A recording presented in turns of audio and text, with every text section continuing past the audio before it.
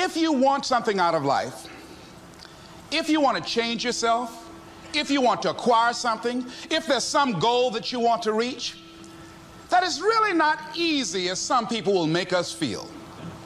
That living your dream, changing your behaviors, overcoming negative habits, it's challenging. It's hard. Most people go through life never discovering what their talents are. Most people never develop their talents. They have skills and abilities, but if you don't nurture them, if you don't develop them, they will never serve you. Your gifts can take you many places if you develop your gifts. Most of us don't like to do those things that come easy to us. I've always loved to talk to people. I decided, taking this advice, to develop my skills as a speaker. And my gift has developed and it's taken me many places.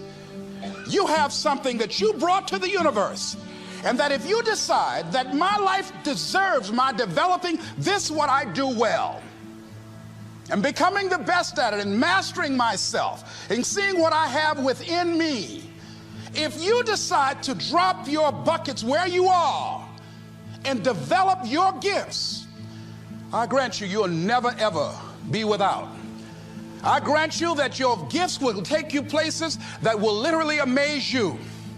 I grant you that if you begin to work to develop your gifts, you'll develop a strong sense of happiness. You'll get a larger vision of yourself, because part of beginning to get a larger vision of yourself, all of us need some area of our lives where we can have a feeling of competence. That people know when they think about this area, that's something you do. That you eat and sleep that, and that you do that, and people know it, and you know it, and you know that you know this. If you don't know anything else, you know this. Can you tell I know what I'm doing? Oh, hell no. You know this. So you've got to work on it. When other folk are having a good time, you've got to have the strength of character to concentrate, to read, to digest information. If you decide in any particular area that you're concerned about to make a conscious, deliberate, determined effort to read one book a month in that area, in 5 years you'll be among the top 5% experts in the world. I read a minimum of 2 books a week. The average American reads only 1 book a year.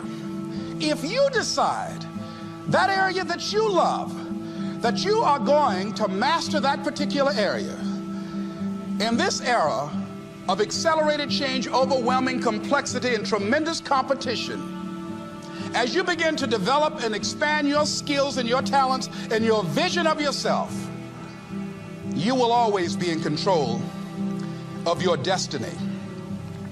The next thing is, whatever it is that you want to do, you want to do it massively. I have a friend who was telling me that his sales were down. I said, well, how many phone calls you make a day? He said, 25. I said, double them. Make 50 or 75 or 100. He said, oh man, that's just too much. What do you mean too much? You behind on your bills? You talking about too much? You know one way to get back on your feet real quick is to miss 2 car payments? You talking about you're tired?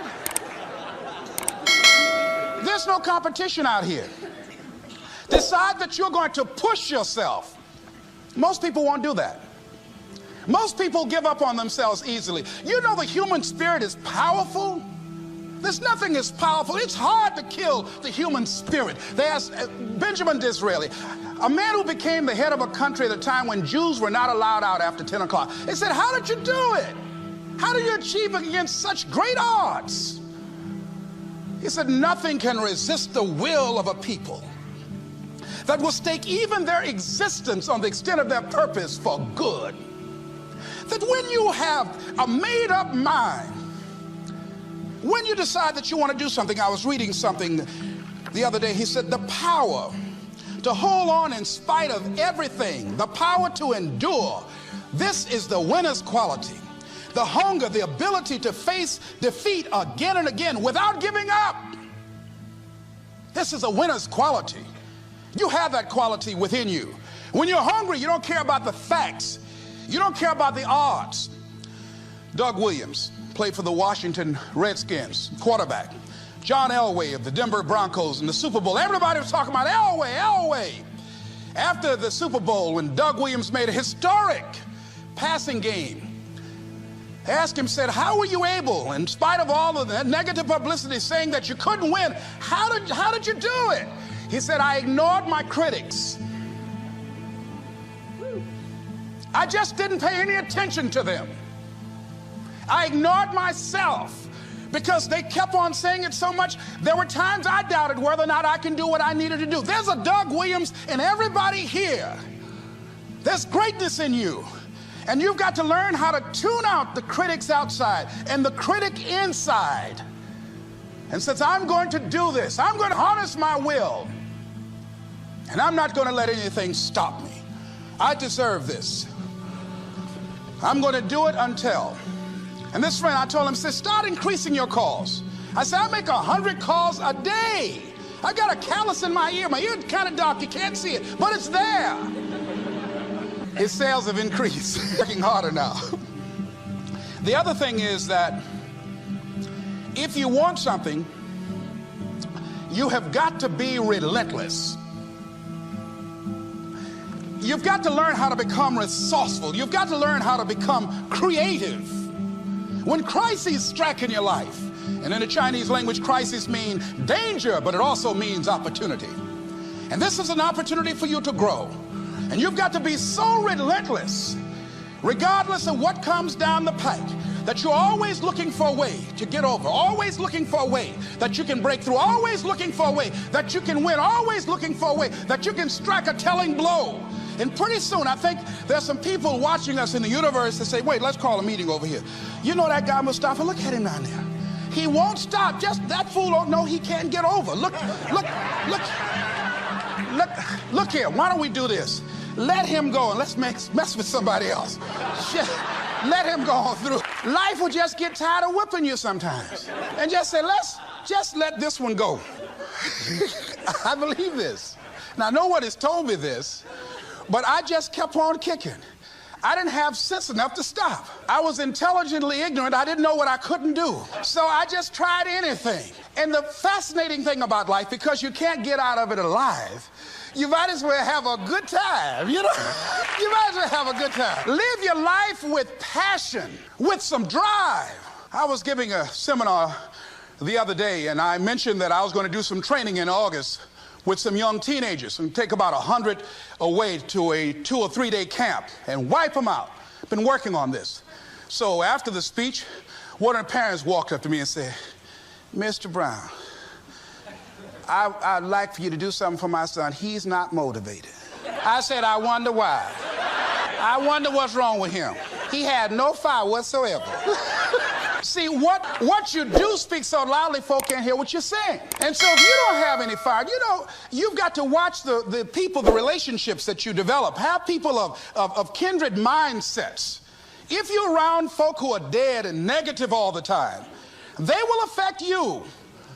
You want people that are around you that have smiles on their faces, looking good. I was telling a group last week, Abraham Lincoln refused to hire a guy because of his face. They said, but the guy can't help it. He said, anybody over 30 is responsible for their face. If you have some depressing face looking at you every day, it affects your blood pressure. Keep these dead faces away from you. It's contagious. This is serious. So you've got to watch your countenance, watch your face. Have an uplifted expression, watch your body posture. All of these things affect you psychically. You got to be the kind of person that you are fearless. Fearless. Folk leave fearless people alone. There's some people walk through a neighborhood and every dog in the neighborhood would bark at them. But there's some people come through and ain't nobody gonna mess with this.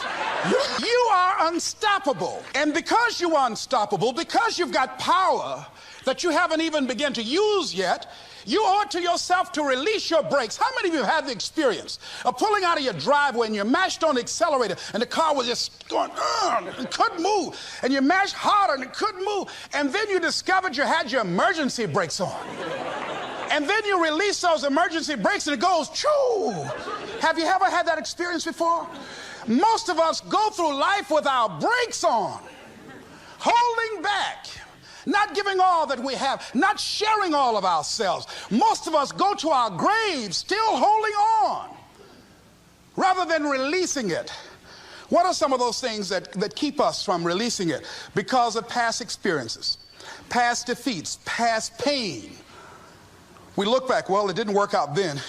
It probably won't work out now. Many people get confused their performances with who they are. I was reading Pat Riley, the coach of the Los Angeles Lakers. After the Trailblazers had blown them out of the water, and I'm sure he said this last night, they asked him, how do you feel?